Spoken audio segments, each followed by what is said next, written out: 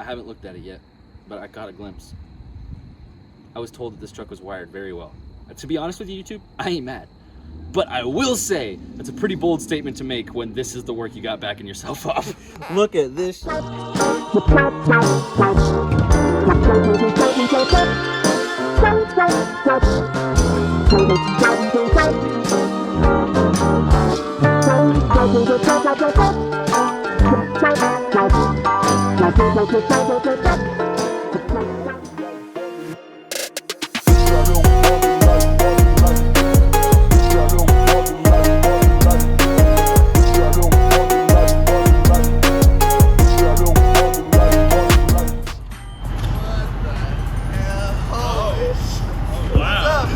Hola! That's nice. Howdy! Y'all like my new truck? Yeah, I like the new truck. Dang, it's a unit machine. Hola, Nick. How do you, Nick? Yes. What's good? Look at the long hair. Dude, oh no, it's a full entire mullet, brother. It's a whole mullet, bro. This bitch is nice. So we've got Gorkwan and Zorby right here. Hello. Checking out the new truck. Dude, I'm impressed. This is the look at the trailer brake system already on here, boy. Trailer brakes and everything. You ready to pull a freaking Mustang to Georgia? It looks like I guess so, brother. the full rear glass goes down on this bitch. Yeah. Wow. It's missing.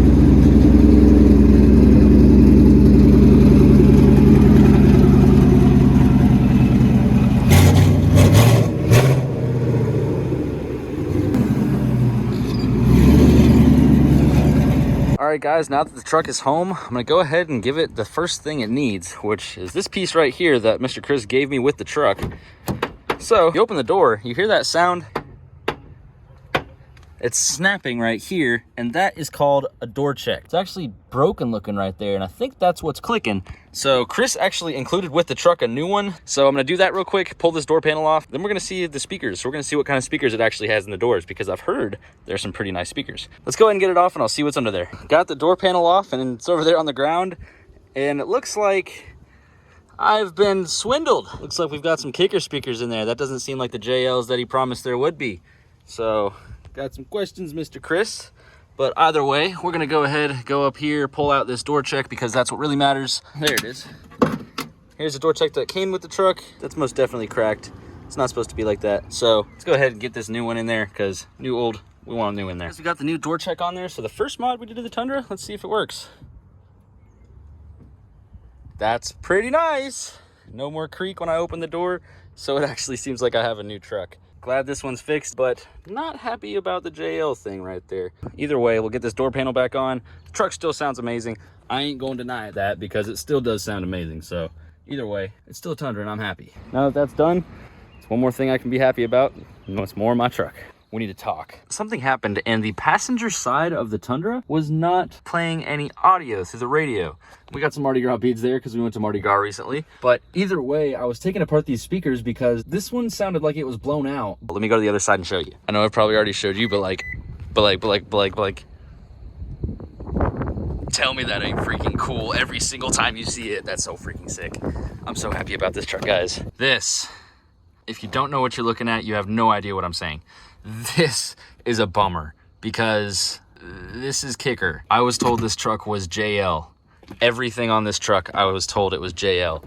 But if you go to the door speakers, if you look in there, those are kickers. If you go to the back speakers, kickers as well.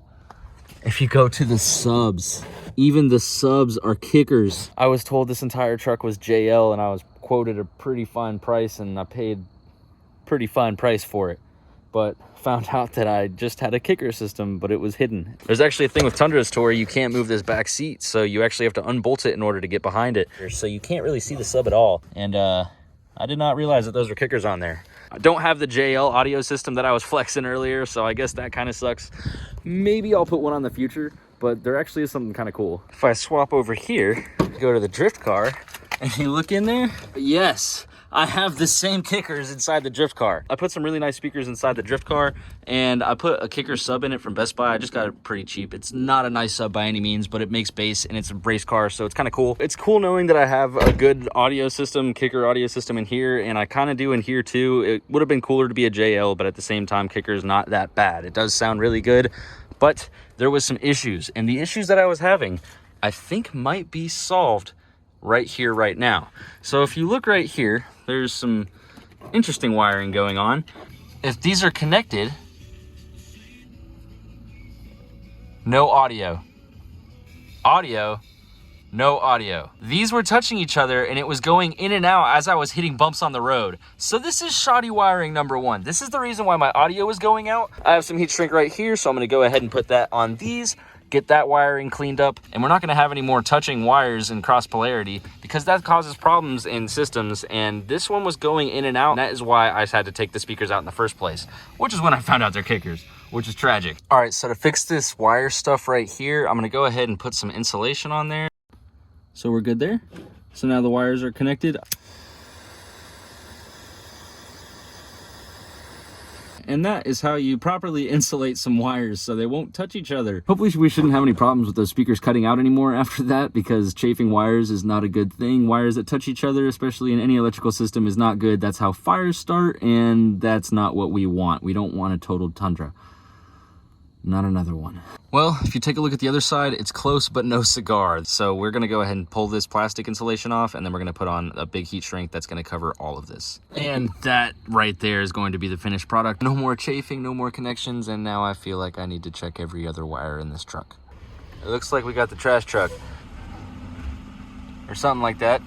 Okay, so I had to grab the camera for this one. I decided I'm gonna go ahead and check everything in the truck because it's just pretty bad. This is what I wasn't hearing nothing out of this one because it wasn't connected. Man, of course I wasn't hearing anything out of this. I paid $3,500 for this, guys. I guess I'll go ahead and connect it and I'll be able to hear what it actually sounds like. That'd be great. All right, guys, so it's been a little bit of a night, but we have a door handle that no longer creaks when I open it, which is great. And then we also have the speakers, which are connected, which is amazing because this one was never playing. Whenever Alyssa was sitting inside the passenger seat on our way home, she's like, it sounds louder on your side than it does on mine. Truth be told, that speaker was never hooked up.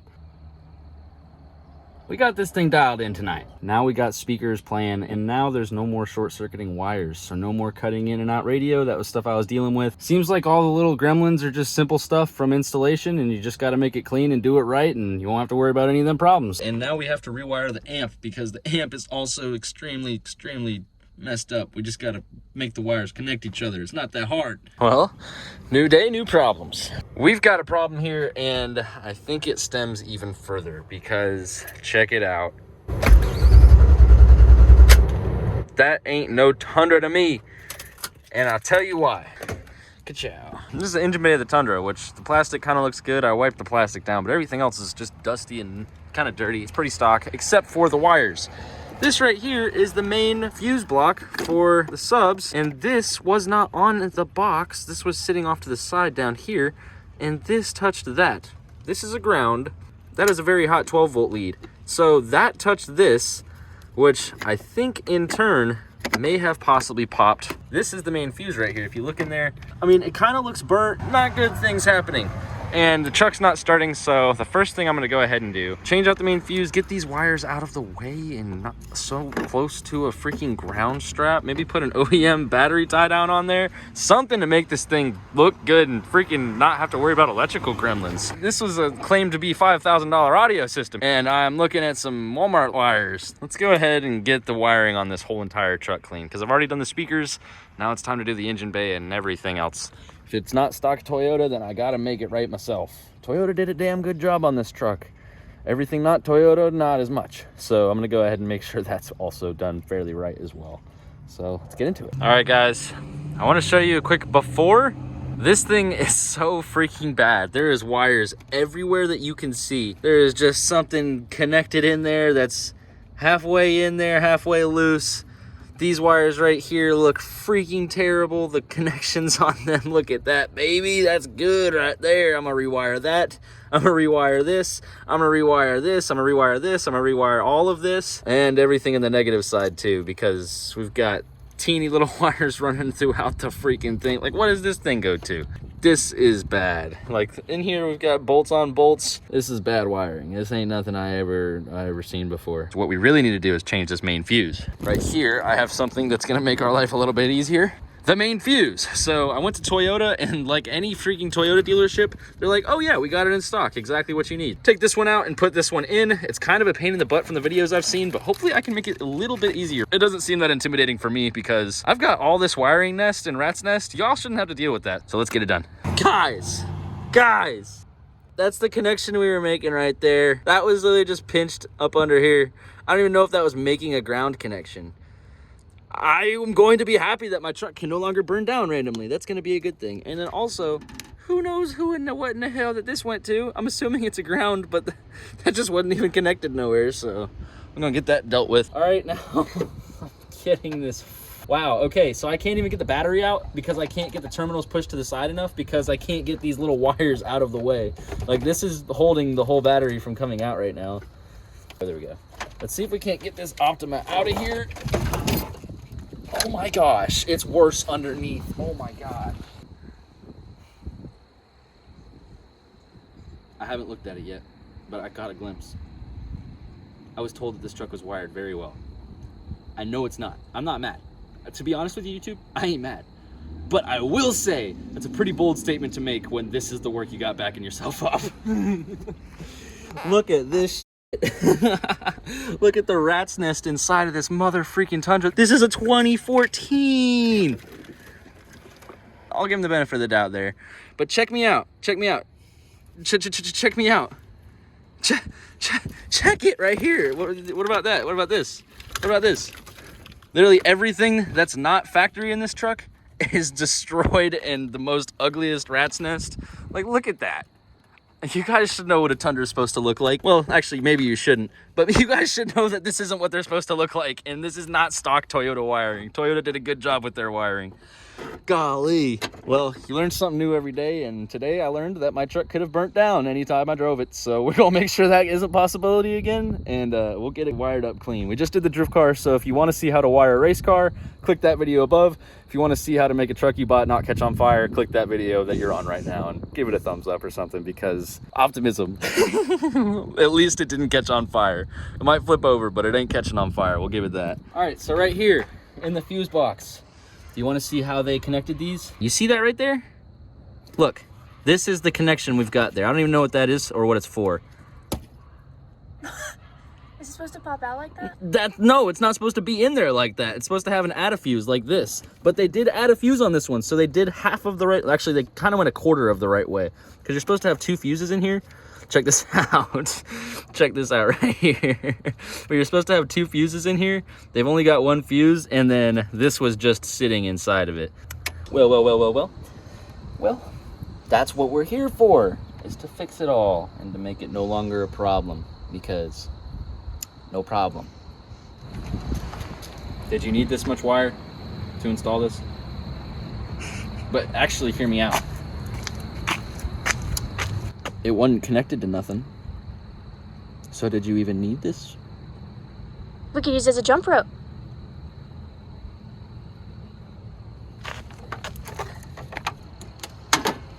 I mean.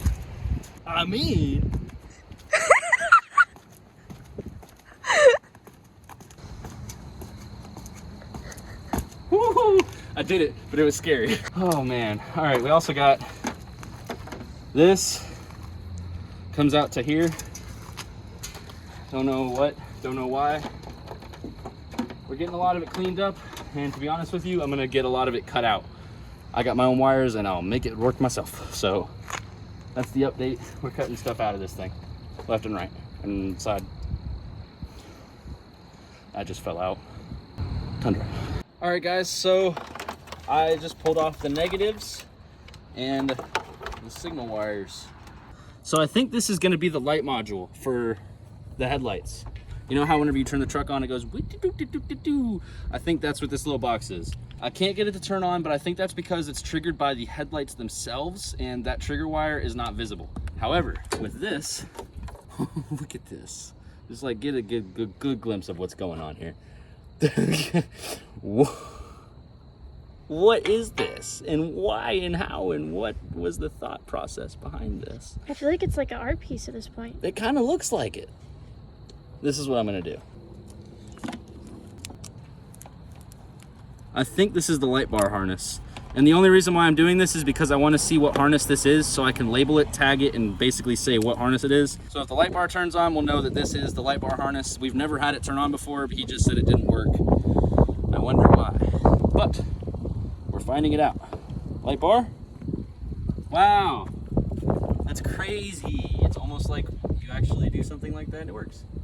The light bar doesn't not work. It does work. This is a battery box for specifically an Optima battery. I got this from Jack Spania Racing, the same company who gave me my intake, and I'm gonna see if the Optima battery fits in the Optima battery holder. And just like a glove, that doesn't fit. Oh, never mind, the glove that fits, we're good. The Optima battery actually fits perfectly inside of here. So we're gonna have a new battery box for the truck, and I'm gonna feel way better about this one. It's gonna do us a lot better than the stock one that we had inside of there. Thank you very much, Jack Spania Racing. That's gonna work very well. Thought I was gonna use it in the drift car, but I got the excess battery tied down in there, Optima battery in the Tundra. So we got good batteries, good voltage, shouldn't have no problems with them. So this stuff right here is what we're pulling out. Oh, there goes my light. Now this stuff right here is going to stay, but what I'm gonna do is I'm going to shorten up this harness because these wires don't need to be this long. So we're gonna make that a little bit cleaner. That goes to the ground. And now it looks a lot better in here. We don't have as many wiring issues, and now we just have the sub wires to deal with and whatever the heck this is. That didn't go to anything. So I'm gonna cut that out too. That goes through the firewall. I'm gonna grab that and see what it goes to. All right, so Drew is my neighbor right here. Everyone meet Drew. Hello. But we've got this wire. He's holding it, and y'all can see my footsteps to see how far I'm walking. That wire goes right here. This was just tucked up under the dashboard. Look at how far away he is from the truck. That's like a good 15 to 20 feet right there. That the wire is all the way out there. What in the world? By the way, I don't know if y'all realized, but I completely took apart all these switches too and just found out that there's more. This whole truck's getting rewired. And I also found out I got another nice little treat. Trailer brakes never worked. They weren't plugged in. The module was inside the dashboard, but there's no plug. I can't find the plug for it, and it was not plugged in. So either I need to get a new harness for it or fish in there somewhere for the plug hiding in all of the other random wires, which might take a week, but we're gonna try it. So I figured might as well go ahead and take out the radio and see if I can't find anything there because these wires are a little messy. So we took apart the radio, and this is what we see. Apparently this was a $5,000 install of audio equipment. So it's a miracle how this thing works in the first place. What in the entire hell? I've bought $600 cars and never seen anything this bad. So very nice truck. The truck is worth a good bit, but I was told that the audio system was jam up and it was the shit. Well, it was actually just shit. And our neighborhood just has dogs that run back and forth throughout, so I guess we just have a dog in our yard now. Popper.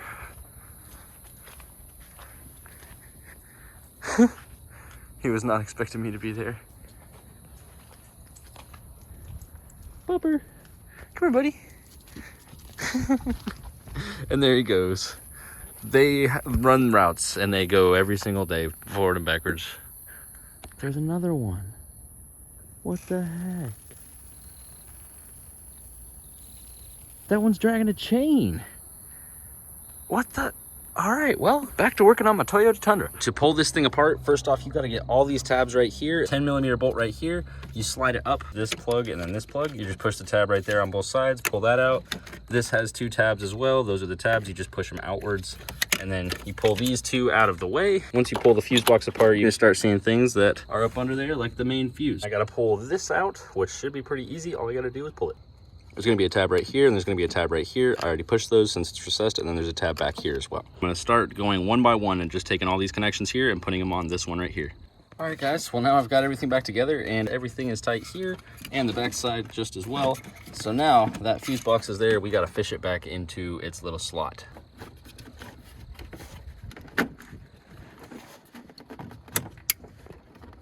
satisfying little clicks, and everything is back in place. Now we can go ahead and start assembling this thing again. All right, guys, I'm sorry it's been such a process, and I'm sorry I stopped recording. I'm dropping stuff everywhere. I just want this stuff on the ground to see if my truck turns on because I connected everything back. I haven't been able to drive the truck today, so if I can get this to work, that would mean I now have a clean engine bay. The radio's still a mess, but if I have a truck that turns on, that would make me happy too. All right, let's see if this works. Traction control light was on before. Oh, it's not on now. That's what we like to see. Wow. Maybe that's a pulley or an idler or something, but I need to get that fixed. But either way, that is a Toyota Tundra that runs again. So I'm happy there. I'm really happy there because the truck genuinely was not starting, and I don't know what it was, but we finally got it back together and back going. Tundra now starts, so good deal on that. We just got to get that figured out. All right, guys, so this might look a little dirty, but it looks way cleaner than it did. This is the headlight flashing module, and I went ahead and connected it to constant 12 volt, which is right there on the main side of the fuse. Then we also have this right here, which is another fuse link. Here's the module for it, and that goes straight to a fuse right there. Then this also is grounded out right there. So with that being said, my headlights should dance again. Yes, and they do. Let's go. So now that works, and everything back in the truck is pretty stock looking. Cut a little hole right here in the fuse box for some wires to go through because there's a lot of stuff, and I wanted to make sure it was clean. It looks pretty good as of what it is right now. Since I got that Optima battery box in there, it's just sitting in there. I need to bolt it into place, which shouldn't be hard. Here is the light bar harness, which I'm gonna put into a relay here eventually, but right now I'm gonna hold it off to the side. I didn't have it already, so I'm gonna leave it off and leave all the wires disconnected so they can't start a fire. As far as everything else goes, everything's connected, the headlights dance, and everything in the engine bay is a lot cleaner than what it was. There's no more random wires all over the place, and it looks a lot better. I do need to change these sub wires out. We're not done with it. This right here is the fuse that went ahead and popped the main breaker. That thing connected to the old battery tie down that was right here, which I didn't need those anyways. So this piece had just fallen off of it whenever I moved the wiring inside of the truck because there was so many wires spread throughout. And if you can see now, it looks way cleaner in there. There's obviously no hidden wires and everything. To match everything else, I wanted to fix these so that way they wouldn't be able to short on anything. What we're trying to do is something a little less like this and a little more like this, which should do us a lot better. And then also, if you follow the snake of wires, who needs a grommet whenever you can just go to the side of it and then pinch it on the firewall? So I'm gonna pull these lines off right here, which just as simple as unscrewing them. Yes, they're hand tight. Pulling it off, and now I'm gonna take the whole wire, snake it through the firewall, and then poke it through that grommet. All right, guys, so I'm gonna go ahead and pull these wires. Oh my gosh. Oh my gosh. That's terrible. Okay, so that's why you don't want to pinch your wires in the firewall. That's why you want to put them through the grommet every single time, because they'll do this. And that was literally just a few bumps away from chafing all the way through, connecting that ground of the frame up there. That's literally the frame of the truck, and you can see how sharp that metal is. You can just listen to it. And there goes that lead. That's just terrible. I don't know why that was ever thought to be a good idea. Grommets are there to keep things from doing that. Otherwise, you'll end up with literally saw marks in your power wires, which will cause fires. So don't want this thing burning down. I'm looking for a nut that fell right here, and I was up under the truck, and I seen this. Let me take this duct tape off. That's what we're dealing with. So I may change that because that was pretty wild. All right, guys, so I just got done wiring my last power wire for the engine bay of the truck to the engine bay. So I'm gonna go ahead and put that in the fuse and connect it to the battery real quick with the new wires that we have, which should be great. My flashlight just died, so I'm gonna go do that real quick. All right, guys, so we have the wiring pretty much done. On this battery terminal, we just have 3 connections there. All we need is 3, and we have everything else working on the truck. All we need to do to connect to the battery is just have 3 things, and check that ground. Those terminals are 1 wire. There's not a million of them. And I'm gonna go ahead and change out those terminals eventually, but after everything's in there, it looks really fresh and clean. But if you follow those sub wires, they go all the way down. I wrap those wires in loom, and if you also can see, I poked a hole through the grommet. It's no longer on the side of the grommet, no longer gonna cut through, no longer gonna spark or cause fires right there. With this being said, now we have a clean engine bay wiring wise. I'm happy that this is what the engine bay looks like. Battery not going anywhere. It's mounted in its case. It's bolted down. It's an Optima baby. We got 3 leads coming off right here, and on the ground we got 1. So this whole entire truck is cleaning up. All of the wires are insulated. Everything down here is fireproof. Now, all we gotta mess with is the radio. And the one problem with the radio is that is the most intimidating thing I've ever seen. This is gonna be a fun one.